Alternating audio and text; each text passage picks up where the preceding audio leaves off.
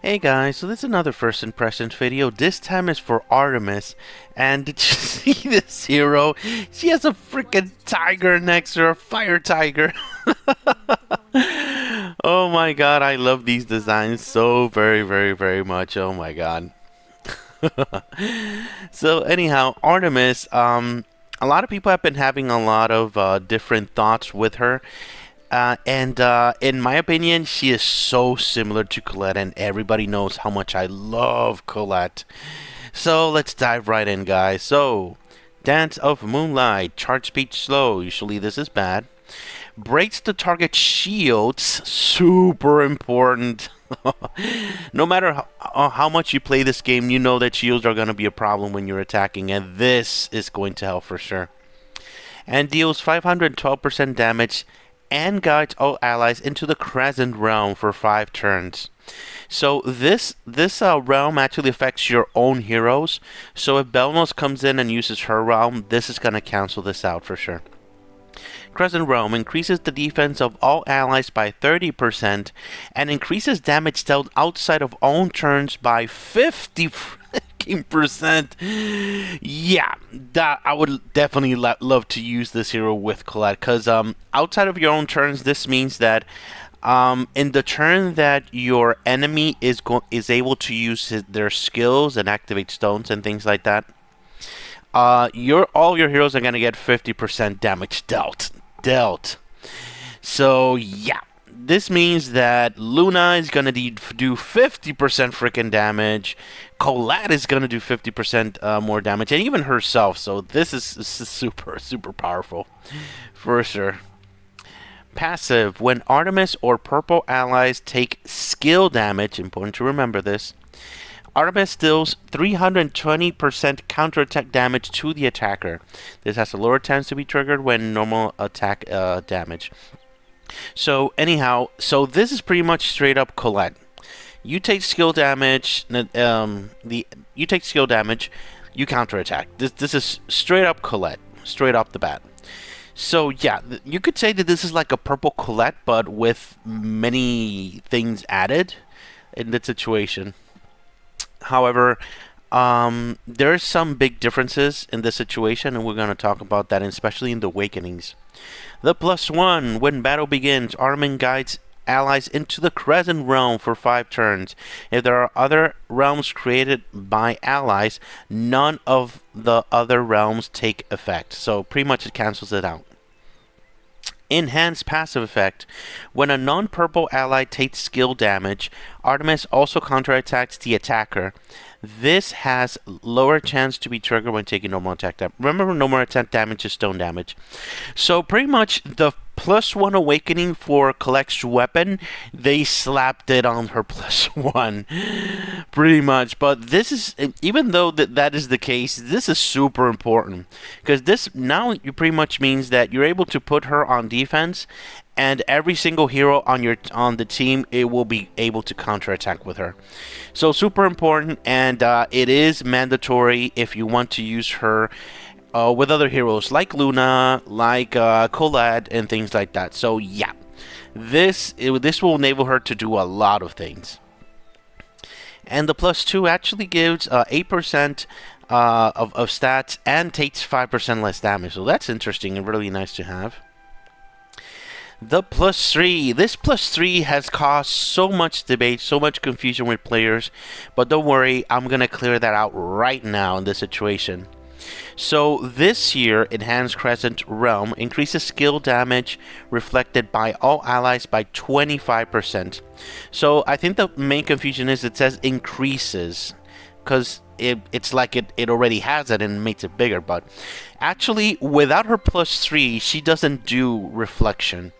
So in this case, she's going to reflect all skill damage by 25% towards the enemy in that situation. So for example, if Thor goes off, when he does the damage, he's going to receive a reflection of 25% from that damage. So I'm going to show you right now an image now of how that actually works. See that Thor goes off, he's doing damage, and you see those little dots like 5 and things like that. That's him getting reflected that damage in that situation.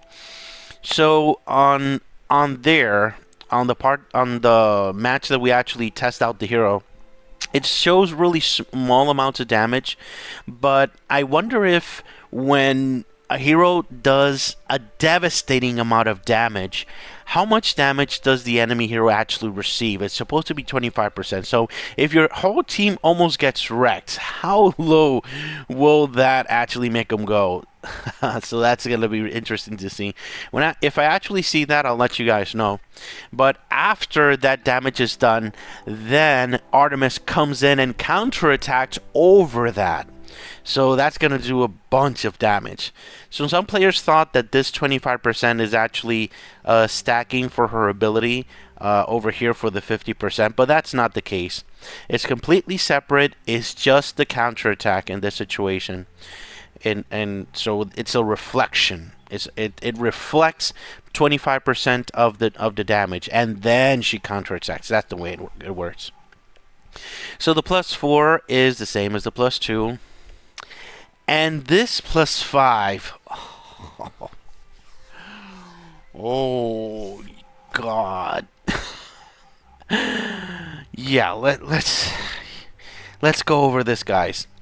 Enhanced passive effect. Each counterattack has a 50% chance to restore Artemis mana by 20%. This is so similar to the +3 of Colette's Awakening for her weapon that it's not even funny. So yeah, so she's slow, but now she gains man in the situation. So if 5 goes off, maybe she'll get like 40, maybe 60% mana back. So that is a really big deal for her. But this does not stop there. Enhanced Crescent Realm. Artemis gains the Blessing of Crescent when channeling a Crescent Realm. When she takes Fatal Blow, she's immune to death during this turn and gains shield equal to 50% of her mass HP for 5 turns. The effect only triggers once each turn. Crescent Realm is channeled. Oh my God, guys. Oh. So that pretty much means that she goes off faster with this. And now she goes off with Crescent Realm. She dies. She gets 50% of her 50% shield. And then if she goes off again, she will be able to revive again over that. So this is a counterattack team's dream in this situation. So yeah, and I would love, oh my God, love to actually try this out with my Colette. My Colette is maxed out with all the bells and whistles and all that. So I would love to add this hero at +5 on defense. So yeah, if you know me, I will definitely like to have any hero that helps Colette shine even more for sure. So let's give her a spin real quick here, so I can show you how actually all this works with all her stuff here. Dun, dun, dun. So anyhow, in this situation, we have many targets. In this situation, that usually heroes that counterattack like the entire team, Colette, Artemis, and things like that. It's good to put her against teams that do a lot of AoE damage, and there's a bunch of these here in this situation. We actually have 3 here. There we go. That's how the counter looks. So let me give you a little example here. So you're gonna see a little dots here. Check this out. That's 1. See those 8 and 6 up here? That's the actual reflection here, and see those little ones there? That's also the reflection. So very cool, guys, in this situation. So I forgot to mention that she's going to raise the counterattack also for Garabeth here as well. So very cool, guys. But remember that reflection is only going to be skill damage. Check out though real quick with all those little dots. There you go. Boom boom. Oh my God. Snip snip, and look at that. I'm not doing anything and everybody's dying, guys. Look at that. I remember with these types of heroes, it's good to actually have a damage share hero like Valerie, because that's going to force even single target heroes to actually deal damage to the entire team, and that's going to bring in the nice counterattacks.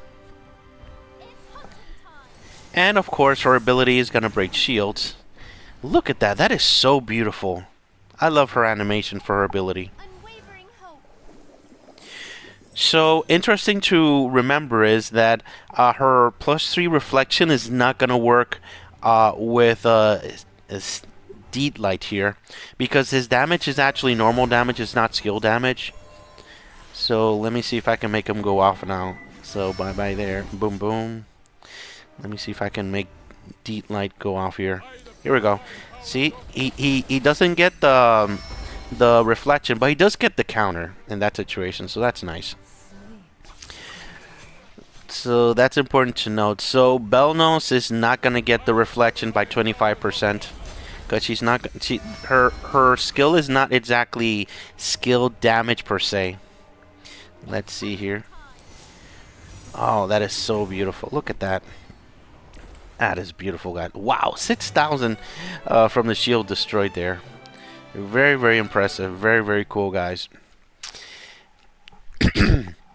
If you've noticed, I really like this hero a lot because it worked so well with Colette here. So I did manage to actually see her on defense.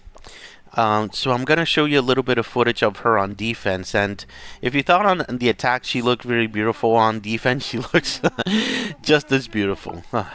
Check it out.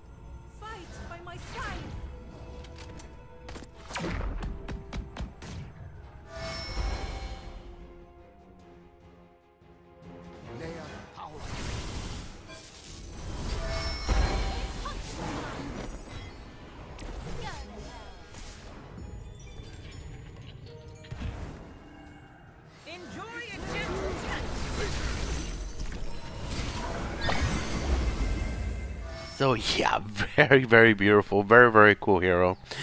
So yeah, this hero is designed to make other counterattack heroes be so much cooler, so much more powerful. So obviously for me specifically, that I absolutely love Colette, this hero is amazing for me specifically. However, if you're not the type of player that likes to use counterattack heroes like Colette, Luna, and things like that, this hero may not be for you, sadly, in this situation. So this hero for sure is definitely not a must-have hero. However, if you like counterattacks, if you like Colette, she's definitely going to help you out. And I think that the sweet spot for her is definitely going to be the +1, because the +1 is going to open you up to be able to put her on defense.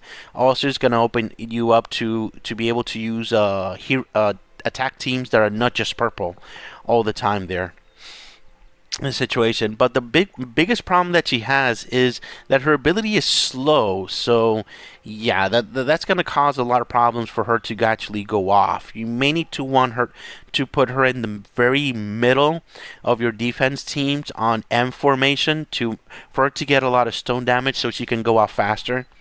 And the big drawback of Colette and Artemis is that if you're going to put her on defense, most of the heroes are not able to have shield weapons, because she and Colette will not counterattack if shields are up on her. So that's going to make her a lot easier to kill in general, if she's not +5, of course. So yeah, that's why I say that it's not for everyone, because Colette is a cup of tea that has to be run without shields, and without shields on defense, it's really difficult, guys. So yeah, in this situation, I highly recommend to get her if you plan to use her with Colette, or if you plan to use her in the Luna team. In the Luna team, you're able to put shields, but don't expect Artemis to do a lot of damage with counterattacks in that situation. If you put entire shields on the entire team with a Luna team, it will raise Luna's counter by 50%, so that's not bad. That's not bad, and raises the defense by 30%, but you won't be having Artemis doing a lot of counters in that situation, sadly. So again, the sweet spot is the +1 in this situation. And the +3 is good to have, but it's not groundbreaking until I've seen her actually in 100%, like somebody almost killing your entire team, and see how much reflection it actually is taking. Because with the thing that we just did, we saw really low amounts of damage. And of course, the +5 is crazy. It is disgusting if you get it. If you get this monstrosity of a +5, you have to use her with Colette. Look at that. That is absolutely crazy. Absolutely bonkers. Oh my god, I'm definitely going to try to get this. Alright. Thank you very much for watching, guys. Have a great day. Bye-bye.